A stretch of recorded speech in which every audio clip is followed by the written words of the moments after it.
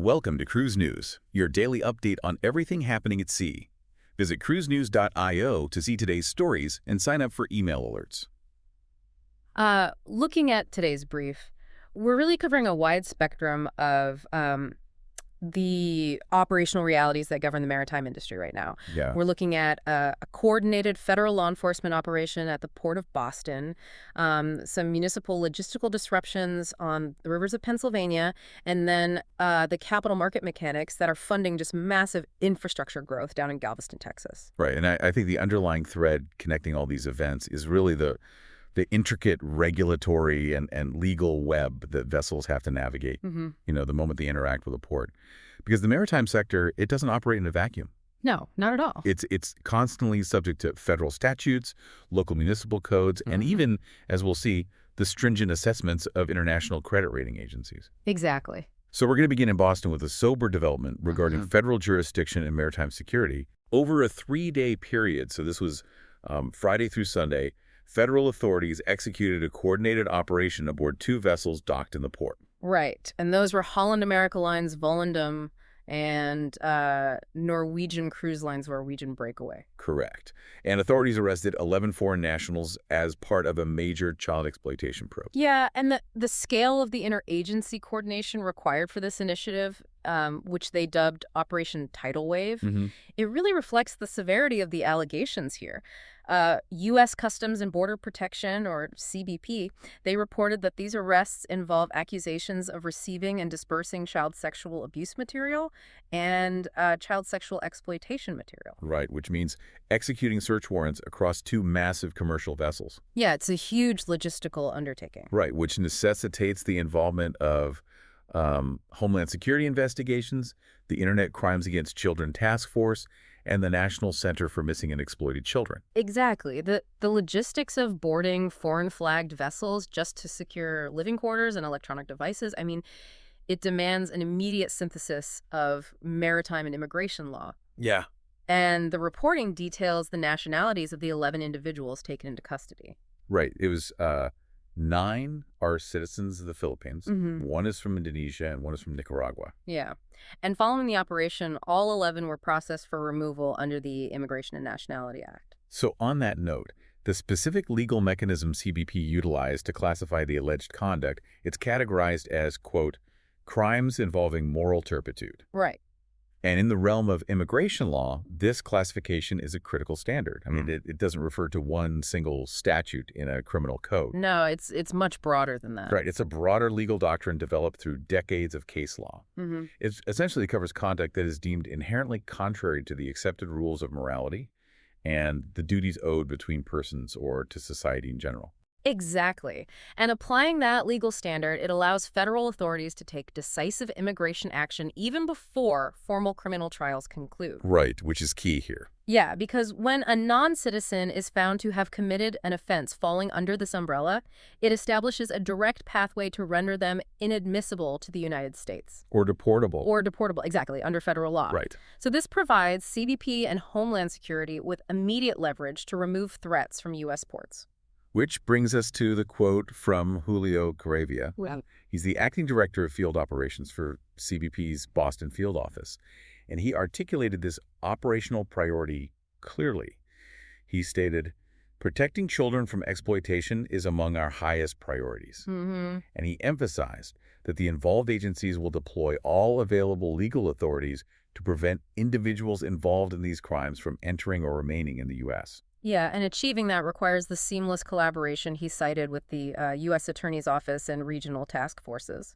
But looking at the facts provided, there is a pretty notable gap in the information released by authorities regarding the employment status of those arrested. Right. Because the stated objective of Operation Tidal Wave, it specifically targets cruise ship crew members. But CBP explicitly declined to confirm whether these 11 foreign nationals were actually employed aboard the Volendam or the Norwegian Breakaway. Yeah, they did. And they also withheld specific details regarding how these individuals were initially identified and the exact number of arrests made on each respective ship. Right. They just gave a total of 11 across the two ships. Exactly. But withholding the employment status and the initial identification methods, that's a standard tactical procedure in ongoing federal probes. Okay, because of the ongoing nature of it. Right, because disclosing how digital materials were flagged or whether the individuals held specific crew positions, it could compromise the intelligence gathering methods utilized by Homeland Security investigations and the Internet Crimes Against Children Task Force. Oh, I see. Yeah. Premature disclosure risks alerting other potential targets within broader international networks before, subsequent phases of the operation can be executed. That makes sense. Well, the swiftness of this federal intervention in Boston, it provides a stark contrast to how maritime operations intersect with law at the local level. Oh, entirely. Right, yeah.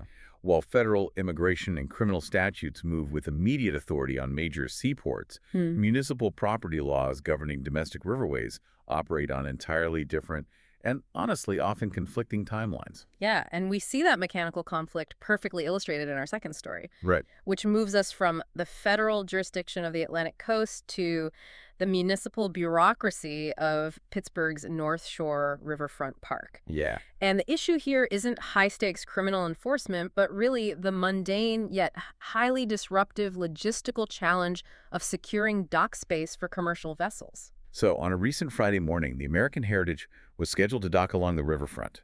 And to understand the scale of the disruption here, we really have to look at the vessel's specifications. Right, it's not a small boat. No, the American Heritage is a 295-foot paddle wheeler built in 2015. Yeah.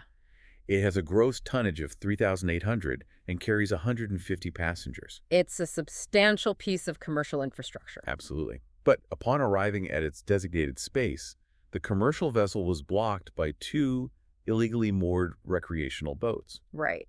And the regulatory framework for this specific section of the riverfront, it falls under the jurisdiction of the Sports and Exhibition Authority of Pittsburgh and Allegheny County. Okay. And the municipal rules posted in the area are unambiguous. Recreational boaters are strictly prohibited from interfering with commercially licensed users of the park. Right. The practical application of those rules, however, is governed by a heavily protracted legislative timeline. And this timeline, it's governed by Pennsylvania's Act 28, which was actually expanded in January to outline the removal process for abandoned boats. But when we analyze the statutory requirements of Act 28, it becomes clear that the law is structurally incompatible with commercial shipping schedule. Yeah, entirely incompatible. Because under the current legislation, a vessel must remain on public property for more than 48 hours before the municipality can even legally presume it to be abandoned. Right, and that 48-hour presumption is merely the initiation of the bureaucratic sequence. It's just step one. Just step one. Once that threshold is met, the Sports and Exhibition Authority must officially notify the Pennsylvania Fish and Boat Commission. Right. And the statute grants municipalities a 7-calendar-day window to complete this notification. Wow. Okay, so we're already at 9 days potentially. Yeah. And then the Fish and Boat Commission typically processes the information within 1 day, which then triggers the issuance of a certified letter to the registered owners of the vessels. Okay, so that certified letter initiates a formal 14-calendar-day notice period, during which the owners are legally permitted to remove the vessels themselves. But if the boats remain after those 2 weeks, an additional 30-day notice period must expire before the municipal authority can legally dispose of the vessels. Yeah. Before they can relinquish ownership rights and impose financial penalties. Exactly. And the legislative intent behind Act 28 is the rigorous protection of private property rights. Sure. The multi-step notification process relying on calendar days and certified mail, it ensures that government entities cannot arbitrarily seize or destroy private assets without providing ample due process to the owners. Right. It's a methodical system designed for thorough legal compliance. But the friction occurs because a 3,800-ton paddle wheeler operating on a fixed commercial itinerary. Right.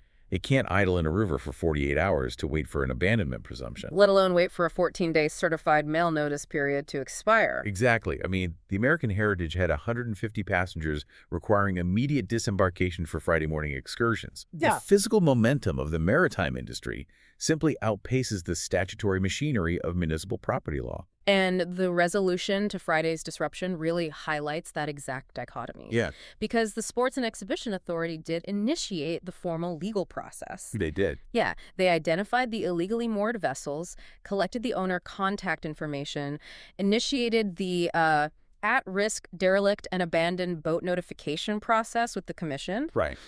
And issued the required removal notices, so the paperwork entered the multi-week legal queue. Right. But simultaneously recognizing the impossibility of waiting for that legal timeline to resolve, workers from the river cruise ship bypassed the bureaucracy entirely. Right. And they physically moved the two blocking boats out of the way themselves on Friday morning. Yeah. The commercial imperative just required an immediate physical solution, while the municipal law began its slow administrative crawl. Right. And, managing spatial conflicts on a riverfront requires navigating those localized municipal codes. But developing the permanent infrastructure for the oceanic side of the industry, that requires interacting with an entirely different global regulatory system. Which is institutional capital markets. Exactly. So moving from the logistical challenges in Pennsylvania to the massive financial structuring down on the Gulf Coast provides our final focus today. Right, because the port of Galveston, Texas, represents a massive hub of maritime commerce. Yeah. And funding its continued expansion relies heavily on its standing with international credit rating agencies. Right. And Fitch Ratings recently upgraded the Port of Galveston's outstanding revenue bonds from an A rating to an A+ base. And in the context of public infrastructure finance, this shift signals a determination of high credit quality and an exceptionally low risk of default. Exactly. Securing capital for maritime infrastructure projects of this magnitude, it requires accessing the municipal bond market. Port authorities utilize revenue bonds to finance construction, so they're effectively securing upfront capital from institutional investors with the commitment to repay the principal and interest using the future revenue generated by the newly built facilities. Right, the new terminals themselves pay for the debt. Exactly. And the rating assigned by an agency like Fitch directly dictates the cost of that capital. So the financial impact of the A+ upgrade is substantial given the scale of the debt here. Oh, yeah. Roger Rees, the port director and CEO of Galveston Wharves, he noted that the upgrade directly benefits the port by lowering borrowing costs. Because the reporting indicates that Galveston issued approximately $198.5 million in bonds in 2024. Right. And these funds are earmarked specifically to finance the construction of the port's fourth cruise terminal. Yeah. And on a nearly $200 million issuance, reducing the interest rate by even a fraction of a percent yields millions of dollars in savings over the life cycle of the bonds. Exactly. And the core metric driving Fitch's confidence in Galveston's debt profile is the sustained aggressive growth in passenger volume. Right, the data points really demonstrate a relentless upward trajectory. Yeah, I mean, in 2023, the port processed 1.49 million cruise passengers across 354 ship calls. By December 6, 2024, the port had already surpassed the 1.5 million passenger mark. Right, establishing a new annual record. Exactly, and with several weeks still remaining in the calendar year at that point. So the port's projections indicate they will close 2024 having handled over 1.6 million passengers. Yeah. And looking ahead to 2025, the forecast escalates even further. Right. Up to 1.75 million passengers distributed across more than 400 scheduled sailings. Wow. Which cements Galveston's position. Fitch actually explicitly identifies it as the largest cruise port in the Gulf of Mexico. Right. But, financing a $200 million terminal based on tourism volume, that carries inherent economic exposure. Yes. And Fitch specifically highlighted the port's dependence on cruise traffic as a vulnerability, noting its sensitivity to broader economic cycles. I mean, discretionary spending on travel is highly elastic. Exactly. During macroeconomic downturns, passenger volumes can contract rapidly, which traditionally threatens the revenue streams necessary to service port debt. Right. So how do they mitigate that? Well, Galveston insulates its bondholders from that cyclical volatility through the structural mechanics of its enterprise agreements. Okay.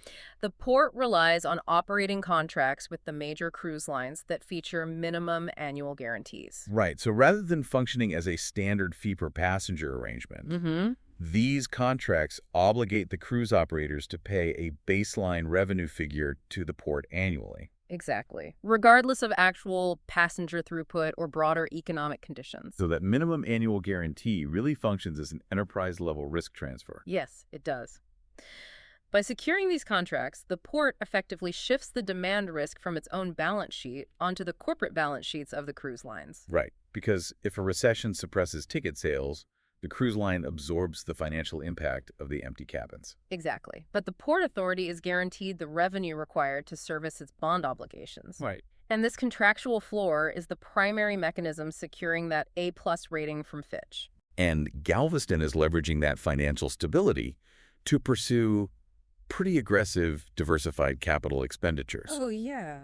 The infrastructure development extends well beyond that $198.5 million fourth cruise terminal. The port is utilizing its operating reserves to fund a $106 million expansion of its cargo complex. Right. They're also executing internal roadway improvements to handle the increased logistical load. Yeah. And the long-term strategic plan has already identified the eventual construction of a fifth cruise terminal. Right. And that $106 million cargo complex expansion, it serves as a strategic hedge.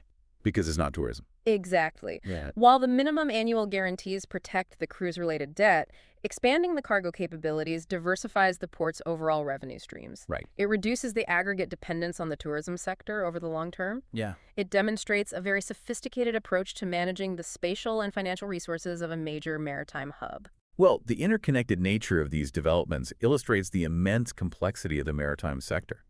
I mean, operating at sea requires navigating international waters, but the moment a vessel interacts with the port, it triggers a multi-layered regulatory apparatus. Oh, absolutely. Whether it's federal task forces utilizing established immigration case law to secure megaships in Boston, or commercial paddle wheelers colliding with the strict statutory timelines of municipal property laws in Pittsburgh. And that operational reality is underpinned by the complex financial engineering scene in Galveston. Right.